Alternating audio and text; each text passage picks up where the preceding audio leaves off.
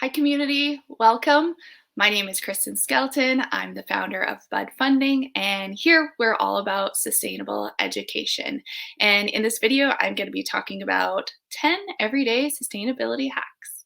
But before we dive right in, you might notice I'm in a little bit of a different, I have a different background and in a different area than I normally do my videos, but that's because I wanted to show you one of the awesome projects that is part of the Bud Funding Academy launching this fall. Get your name on the waitlist. The description and link to do that is just below in the description. And one of the neat projects is the geodesic dome fort, which is just behind me. And I made this from upcycled cardboard and hot glue and a little bit of elbow grease. So I'm just gonna lift it up for you guys so you can see what it looks like. So here it is, made from triangles and squares and all put together. And it, you can use it for a kids sport, dog house, all of that fun stuff. And it was a really neat project to do. And it's part of the Bud Funding Academy, and that is launching this fall. And I want you to be there with me. It's going to be a creative, colorful, interactive, fun program. And I'm going to be there right with you every step of the way. And there's over 30 different projects, and that's just one. So definitely get your name on the wait list. It's in the description of this video. So now let's dive right into everyday sustainability hacks. So the first one is how to remove the bristles from a compostable toothbrush.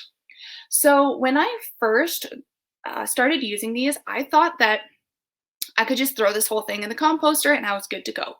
But actually what you need to do is you need to remove these bristles, and they go in the garbage before you can compost the handle. So use any type of plier. I have two different types right here. And you can see I actually already started taking out the top where those holes are at the top there. Just right there. I already took out some bristles. So all you want to do is use your pliers, grab, and then start pulling them out. And then you will slowly take all the bristles out. I'm not going to do it all in this video, but once they're all out, then you can compost the handle, and the bristles again go in the garbage. So that's number one. Number two is how to enclose a can lid for recycling. So can lids are very sharp. And so what I like to do when I'm recycling a can is I plop it in there to the bottom, and then I just close the top. So I close the top as best that I can. I crush it. It takes also a little bit of elbow grease, and then it can't get out. It's like the lid is stuck in there. So then I can recycle it, and I know I can feel confident that no one's going to get cut from that lid, right? Because they're really sharp. So that's number two. Number three is when I am writing emails, in my signature, I always put "Think green, please consider the environment" before printing this email. So that's part of my signature, and that will be in the description of this video. So you can just copy and paste that into your own signature. And it's just a good reminder that not every email needs to be printed, right? It's just a good reminder for others to use less paper. So definitely just copy and paste that and put that into your signature. Number four is reusable bags. So there are tons of reusable bags out there, and you might already have a ton, but if you are looking to get a new one, what I would maybe suggest is something like this. This is made from upcycled plastic bottles. And what I like about this is it's really small. So what I do is after I use it, I just kind of roll it up, scrunch it up, whatever you want to do. And it's small enough to fit in a purse.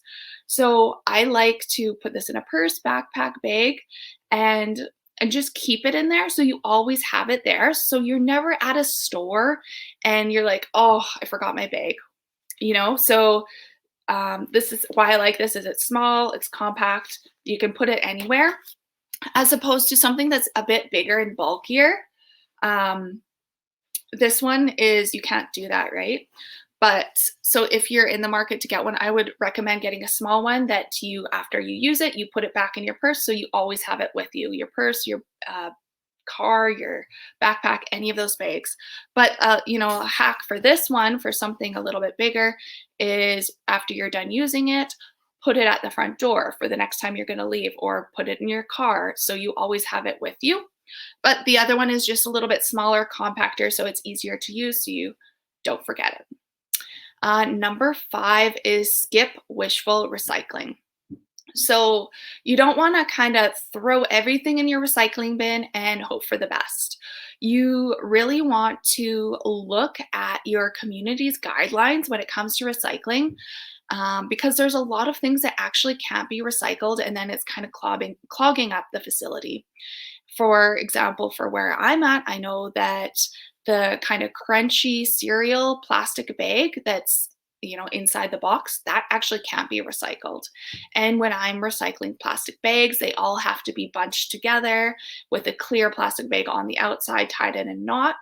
So they can't just be like thrown out there loosely. So just check your guidelines. Another one is, you have to make sure all your recycling is clean before you put it in the recycling bin, because if it has food on it, that item can't be can't be recycled. And if that food gets on another item, you're contaminating that item, and that can't be recycled as well. So yeah, so don't be a wishful recycler. Just look into your guidelines and share your guidelines with your community. And the more we know, the better we can do, right? Number 6 is kind of 2 driving tips. The first one is, take the first spot you see in the parking lot. Don't drive around and wait until you can find the best parking spot, because that's going to pollute the environment more. You're going to use more gas. It's going to cost you more. So just take the first spot you see. And if you have to walk a little bit more, your body will thank you for it.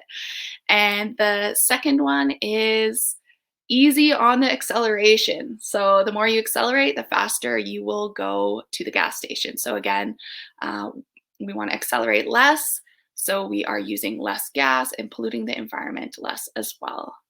Number 7 is have a day that's designated for leftovers. So for example, Sunday is leftover day, and that's the day when you use up all the leftovers in your fridge, and you have a specific day so they never get lost in the back of your fridge. Number 8 is extend the life of your produce by washing them just before you eat it, as opposed to washing it when you buy it. For example, when you're buying berries, and if you wash them right away, they're almost impossible to dry out after you wash them. And then when they're wet, they're going to get moldy. They're going to, turn into food waste that much faster. So you want to wash the produce right before you're eating it, not when you buy it.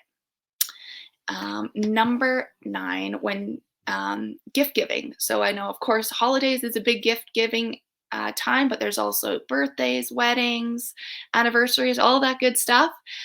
When it comes to gift giving, lots of people ask me, what is a sustainable gift?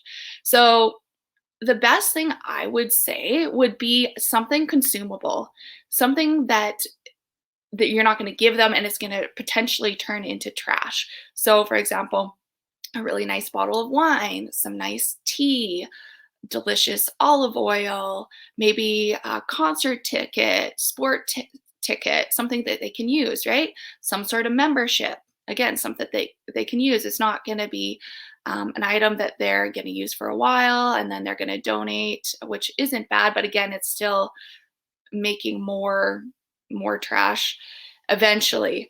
So you just want to give them something that's consumable. That's your best bet. Number 10, this is the last one. So the fastest way to cool down a room, or the fastest way to heat up a room, say it's a hallway.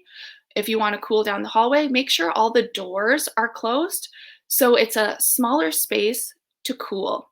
For example, if you're in your bedroom and you want to cool down your bedroom, but you have a walk-in closet, make sure that door is closed so there's a smaller space to cool down. Or if your bedroom has, say, a walk-in closet and a ensuite bathroom. Close those doors. So it's a smaller space to cool. It's going to cool faster. And then, for example, if it's air conditioner that plugs into the wall, you're going to be using less power to heat a small or cool a smaller space or heat in the winter, right? So those are my 10 everyday hacks.